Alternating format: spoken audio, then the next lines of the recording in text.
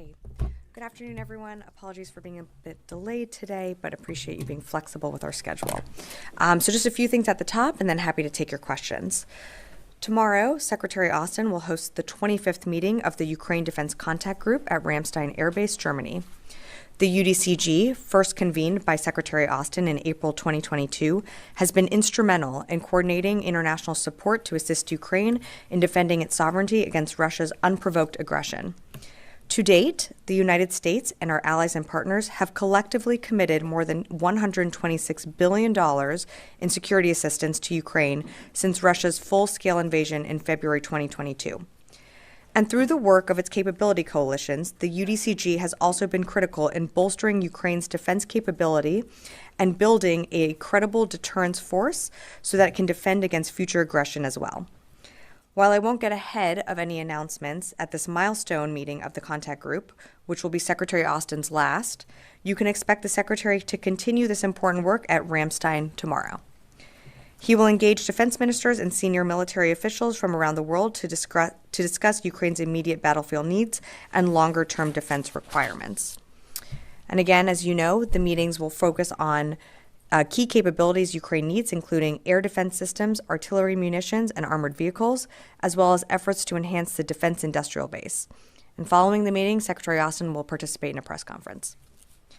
Turning to the Middle East, today, U.S. Central Command forces conducted multiple precision strikes against two Iranian-backed Houthi underground advanced conventional weapons storage facilities within Houthi-controlled areas of Yemen. The Houthis used these facilities to conduct attacks against U.S. Navy ships and merchant vessels in the southern Red Sea and Gulf of Aden. The strikes are part of CENTCOM's efforts to degrade these Iranian-backed Houthi attempts to threaten regional partners and military and commercial vessels in the region. Switching gears, on the transition, the department continues to execute a smooth and professional transition with daily interactions with the President-elect's Agency Review Team, or ART. As of 8 a.m. today, ART members have participated in 106 meetings with DoD officials, and the Transition Task Force has responded to 81 requests for information, or RFIs, from the ART.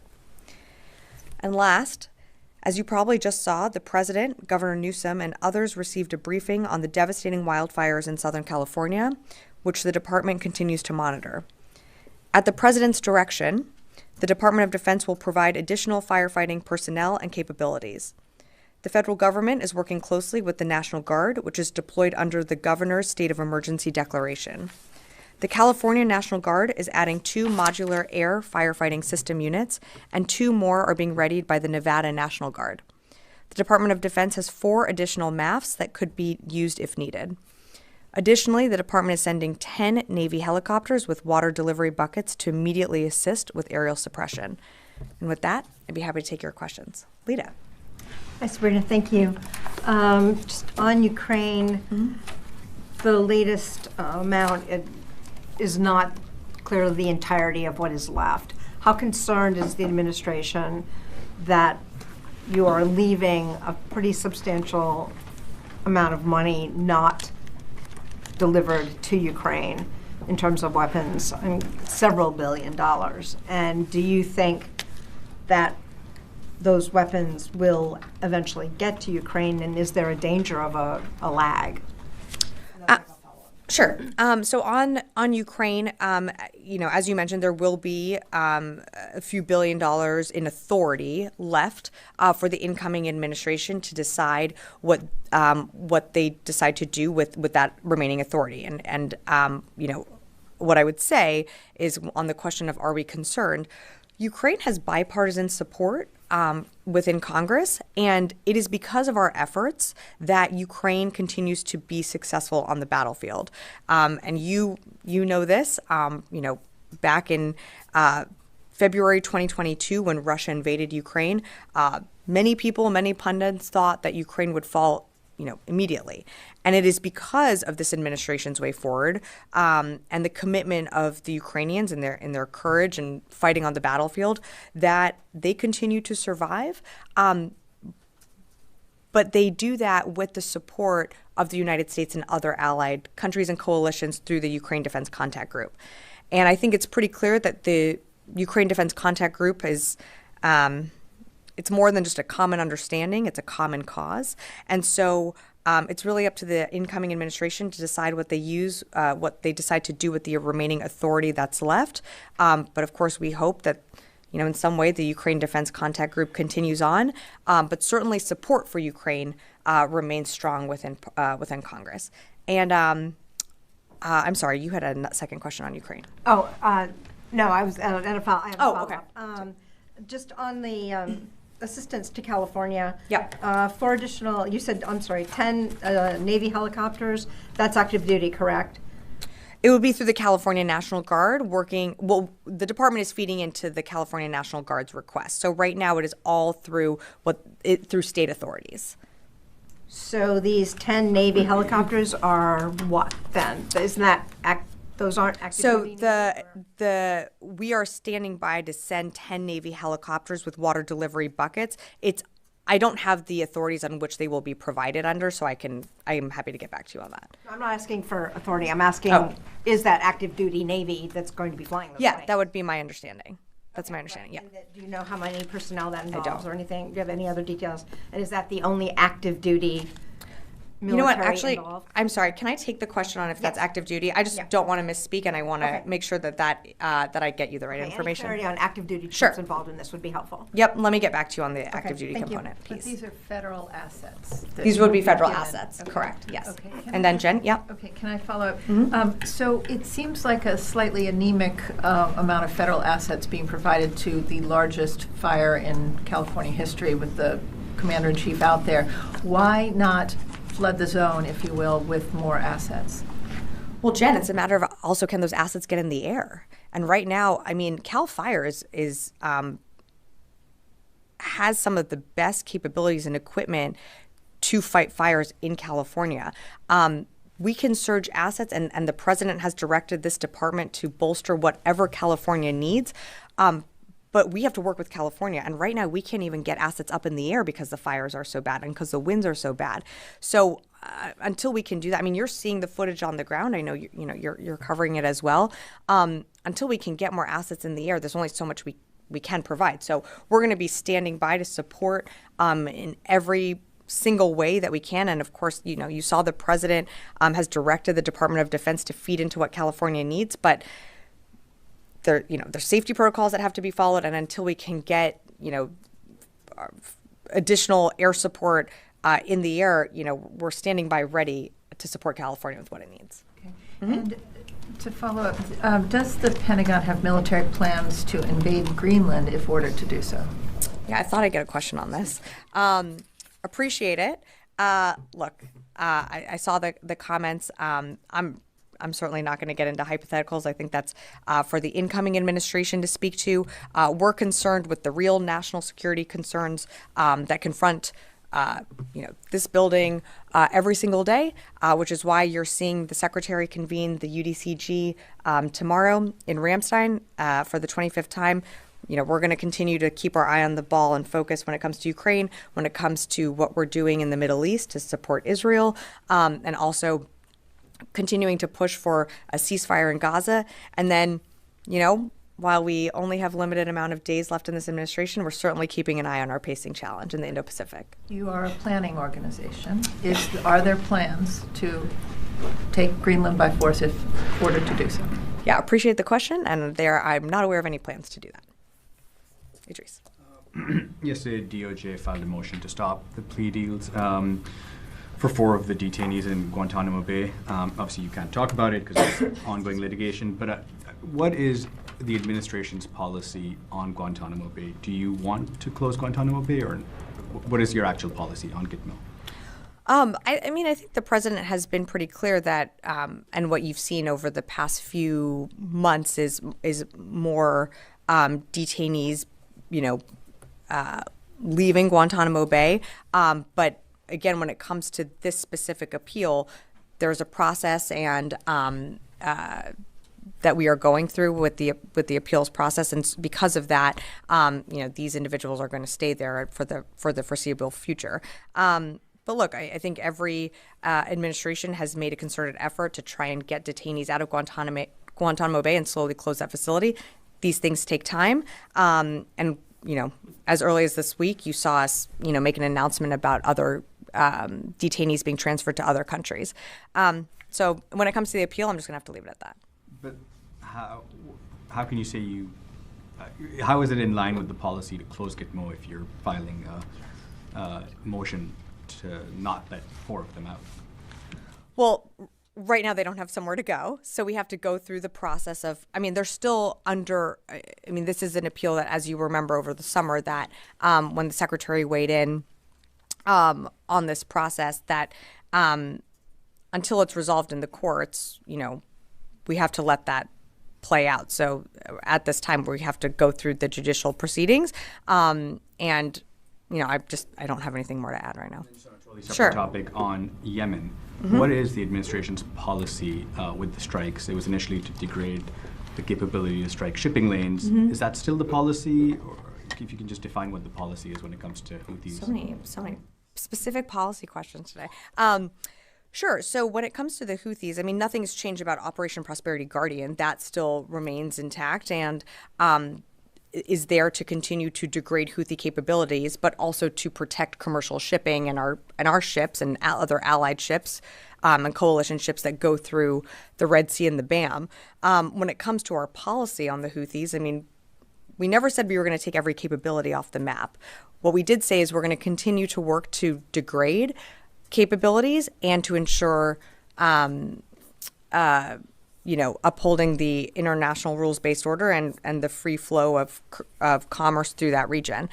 So we continue to be successful in our strikes. Again, we're not going to be able to take off the map every single capability, but every single time that we conduct a dynamic strike or do the strikes that you saw CENTCOM announce earlier this morning, that further degrades their capabilities and takes things off the map that they can use against commercial ships or our own Navy ships.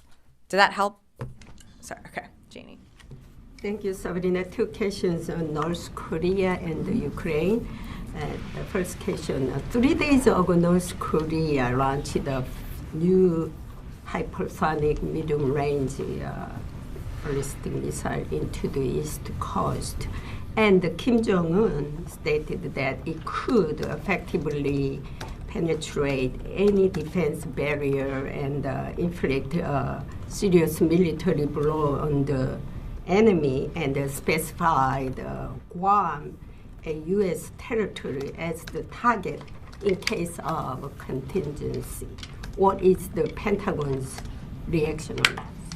So we're aware of North Korea's launch of a ballistic missile, and as always, we conduct closely with our allies in the region.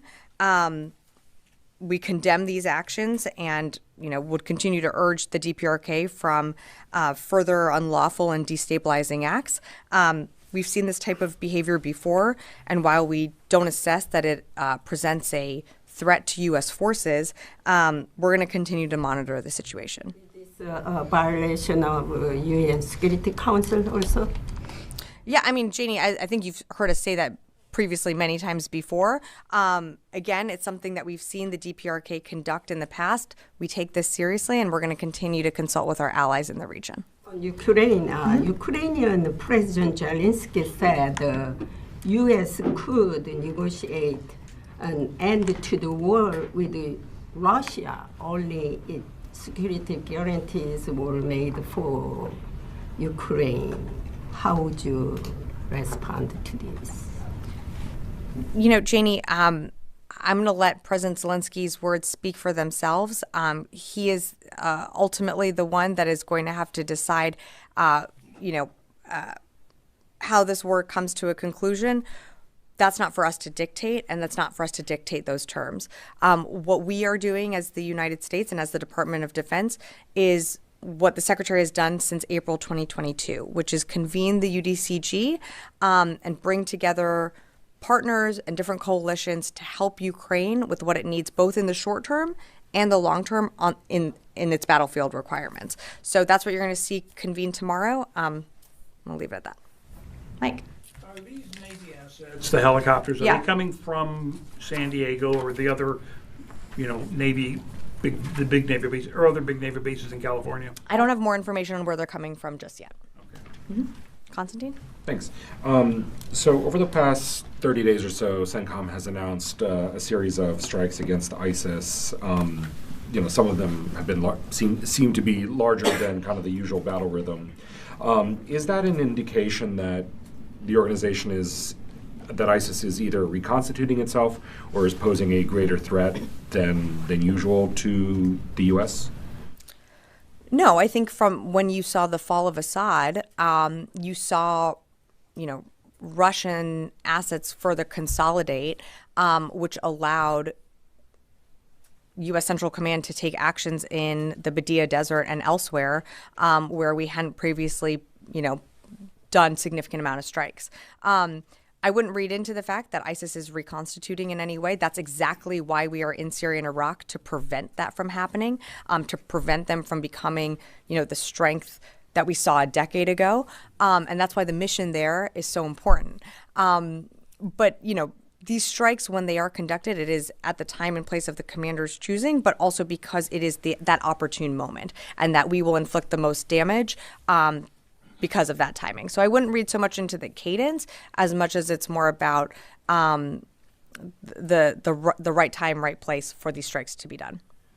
Fair enough. So then, given all of that sort of in the context of New Orleans and that particular attacker's profession of ISIS ideology, is there an assessment from the Pentagon that while perhaps militarily the organization is not an increased threat, that ideologically they're still able to influence U.S. U.S. citizens in the homeland? I certainly think there is, we're certainly aware that groups like ISIS and other terrorist groups use social media or social media platforms to reach anyone. And that's something that is incredibly concerning, but that's not something that just this department deals with. That's an interagency effort, including with Homeland Security. And in terms of, the New Orleans suspect that you referenced, that is under investigation. But I think something that the investigation is going to look at is just how and why this individual was able to be influenced and able to be targeted and swayed by a group like ISIS, and many years out of the service. So it's, of course, something that we're concerned about. And that's why our mission in Syria and Iraq is so important, to continue to degrade ISIS. As we've seen them proliferate in other parts of the world, we want to make sure that we are, addressing that head on. And that's why we are where we are in both of those places. Yes. 2 days ago, Ukrainian president mentioned that about number of the casualty North Korean soldiers, about 3,800. So do you have any update of number of casualty North Korean soldiers and any battlefield situation in North Korea? Excuse me, sorry. The question was on North Korean soldiers and casualties. Nothing has changed from our assessment, which I think we gave a few weeks ago, or maybe last week, kind of losing track of time. Approximately 1,000 DPRK casualties. That's a mix of killed in action and wounded in action. Again, I don't have more than what we've previously provided. Yeah. Thanks. Does the U.S. currently provide YPG with new ammunition and weapons in Syria?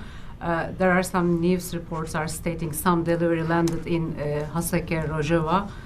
If so, what is the current capacity of the supply? Yeah, I don't have anything on those reports. Again, I think you know that our partnership is with the SDF. We work with them when it comes to continuing to further degrade ISIS's capabilities in the region, whether that be partnered raids or the unilateral strikes that you've seen Central Command conduct over the past decade and most recently in the past few weeks. Tony. And how does this help the transition with Turks and the administration in Damascus, currently supplying them with weapons? Okay, so again, the work that we do in Syria is a partnership with the SDF.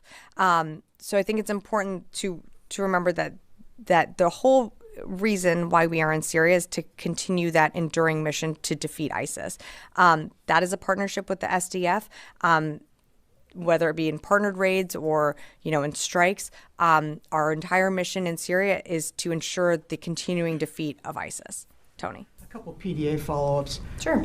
Exclusive of what's going to be released tomorrow, this massive, substantial PDA, how much has been obligated to date, or how much has been drawn on to date of the 72 PDAs so far, roughly? I can tell you how much we have left in authority. I don't have the totals of how much, over time. I mean, I said in my topper at the very beginning that it's approximately 126 billion in security assistance to Ukraine that the United States and our partners have collectively committed. In terms of authority, there will be a few $billions left in authority left. My question is, when this comes out tomorrow, for size and scope, it's going to be useful for the public to know how much. It's like over X billions, but can you get that roundup from 2021 through the 72? Tony, I appreciate it. I'm not gonna get ahead of any announcements. You can go back and look through all the different PDAs and totals that we've released over time. I'm not going to do the math from here right now, but what I can tell you is the authority that you can look and also see what Congress has allocated the department. I can tell you that there's going to be a few billion left in authority for the next administration to decide what to do when it comes to Ukraine. May I push back a little bit here? Sure. The Pentagon's got an obligation to do the math rather than having the public try to go through 72 of these things. That's one point. Two, I think a lot of people are going to wonder, why were you unable to use all the authority, the 4.8 billion, I think it was?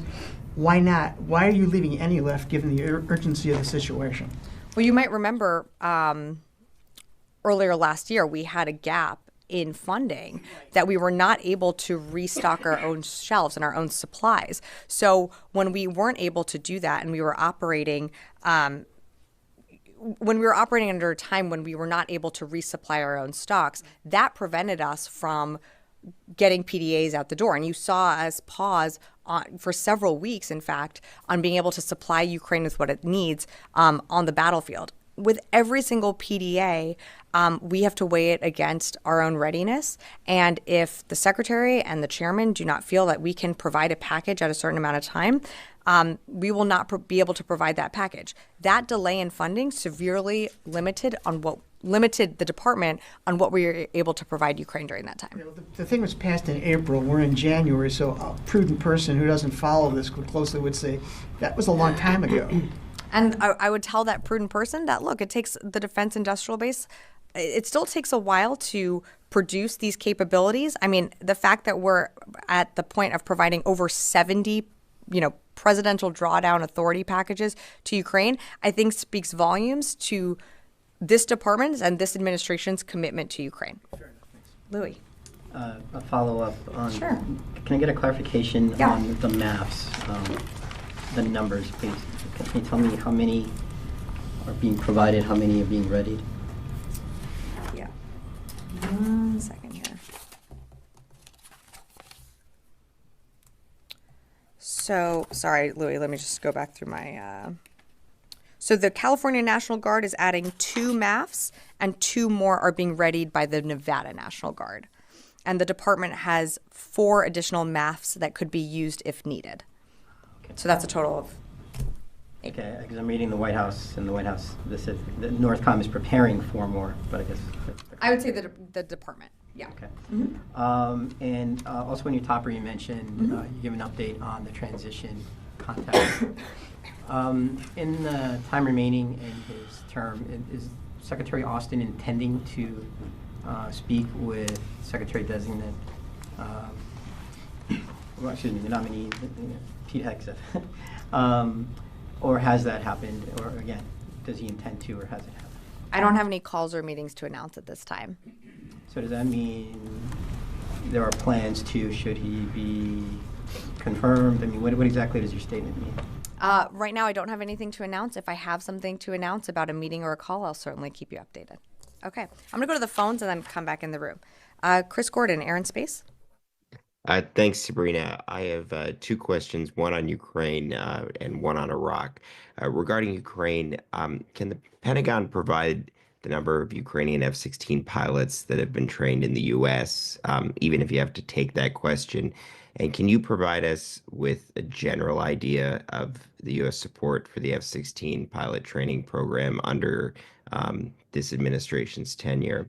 And then my second question on the actions against ISIS, can the Pentagon explain a little bit more about what exactly happened in the Iraqi mountains? Were the fighters that conducted airstrikes all U.S. aircraft? Did the F-15s and X-16s conduct pre-planned airstrikes as part of this operation? Just trying to understand that a little bit more. Thank you.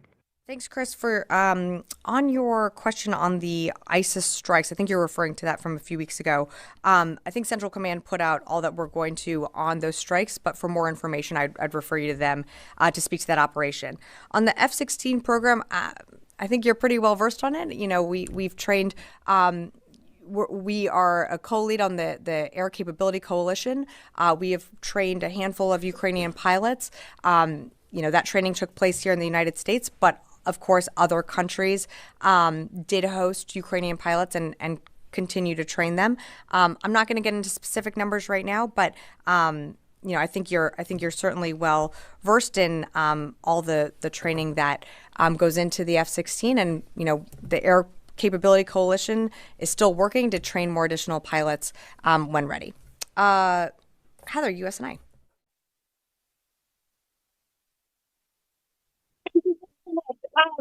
The Houthi announced on January 6th that they attacked the Harry S. Truman carrier strike group, preventing them from attacking sites in Yemen.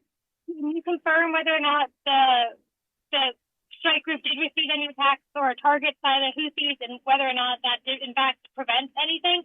And then in terms of Central Command's policies on announcing when ships have been attacked, is there a specific policy for when they will alert the United States public about any attacks on our ships?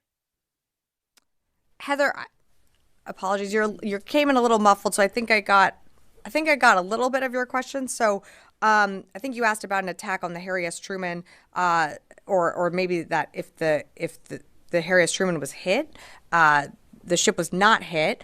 You know, our destroyers on the carrier strike group, whenever there is something launched from, you know, the Houthi-controlled areas in Yemen, they will shoot that down in defense of our ships or other commercial vessels transiting the Red Sea or the BAM.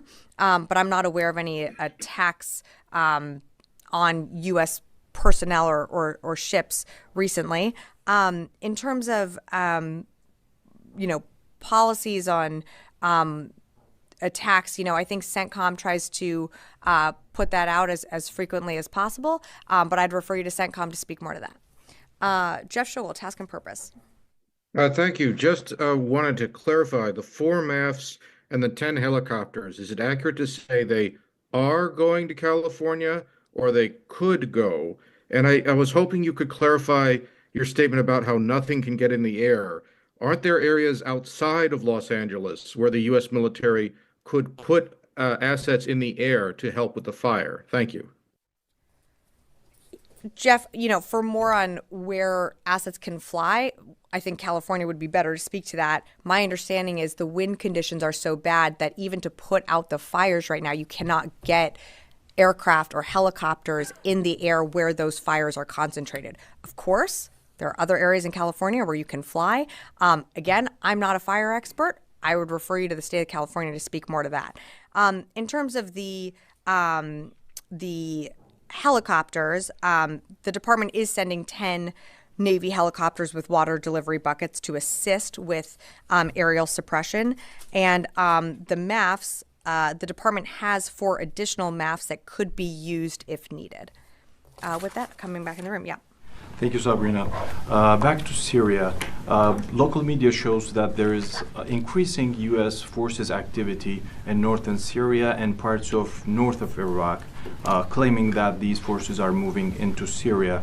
And there are some reports that specific units went into Ain al-Arab or Kobani, which has nothing to do with ISIS. There is no ISIS threat that we know of at that specific area. Can you give us any information on this, or can you approve these reports? Yeah, I think what you're referring to is some reporting out there that that the United States is somehow setting up a permanent structure, a basing facility in Kobani, and that is just not accurate. The SDF has been operating in that region, but I don't have anything to read out on U.S. forces setting anything up permanently in the northern part of Syria. As you know, our footprint within Syria and the de-ISIS mission is in that eastern part of the country. So pre-inauguration, there is no any change in the posture of the U.S. forces? Nothing has changed in terms of our posture or our mission when it comes to Syria. Yeah. Thank you, Sabrina. So as previously reported, there are now around 2,000 U.S. troops in Syria. Do they have any role, like separate defeating ISIS? Do they have another role? Similar to the question that I just got, there is no change to the mission. The mission continues to be the focus on ensuring the defeat of ISIS. That's why we have our troops there on the ground. That is their sole mission. And one more. Turkish drones today bombed a mass gathering of civilians in near Adam in Kobani. They were protesting against the threats posed by the Turkish-backed forces. Is this department engaging with Turkish counterparts on this? I don't have anything for you on that. I haven't seen those reports. Yeah. Last question. Back to Charlie. Sorry. I'm so sorry. Charlie just got very upset that I was going to say last question, but he's sitting in the back. So please. Thank you. Yeah. Back to the combating the wildfires. Yeah. There's a significant number of Americans, most of them younger Americans, who think that DoD's sole mission in life is to drop bombs, fire missiles, and shoot at the enemy at faraway lands overseas. But in reality, the humanitarian aid disaster relief mission is a significant part of DoD's mission. Could you please speak to that, the level of commitment DoD has to helping out people overseas or abroad or domestically when called upon, and why is it important for Americans to understand that level of commitment? And you certainly just outlined it. Do you want to come up here? Look, I think there is, of course, the perception about the department, about some of when you see the imagery of some of the systems and capabilities that we have in our stocks, that immediately invokes some type of idea. But you're correct. The department does provide humanitarian support, not just for folks here at home, but all around the world. Middle of last year, the department was involved in a humanitarian mission to get aid into Gaza, to get life-saving food and medical supplies into Gaza. We've been involved in missions when it comes to Haiti and in areas of the world where there have been horrific natural disasters such as flooding or hurricanes or earthquakes. And so, while of course the mission of the department will always be to defend our national security interests, of course there's a humanitarian aspect to that. And I think, I can continue to go on from here, but I would encourage you to speak to each of the services who have their own involvement and own humanitarian work that they do in their missions all around the world. And I think certainly, of course, as we think about what our folks are doing on the ground, whether it be, how we helped assist residents in North Carolina to, residents in Southern California. I think we do a lot of great work that, of course, doesn't always get covered all the time, but our service members do it very proudly. And with that, I will go to Charlie. Last question. Completely left field. Venezuelan authorities say that they've arrested a number of Americans, and among those Americans is a high-ranking military official. Confirm, deny, acknowledge? I've seen those reports. I can't confirm that. I'd refer you to the State Department for more on that. I just can't confirm that. Military aspect of it? I cannot confirm that right now. Okay. Additionally, in the past, I think 24 hours, I think CENTCOM put out a statement that a coalition partner was killed in the anti-ISIS mission. Do we know which coalition partner that might be? I don't have that in front of me. I would refer you to CENTCOM for more details on that. CENTCOM hasn't been very forthwith. I'd still refer you to CENTCOM. I'm sorry, I just don't have those details in front of me. Central Command should be able to provide more of that for you. Okay? Anything else? Can you rule out that it was an American?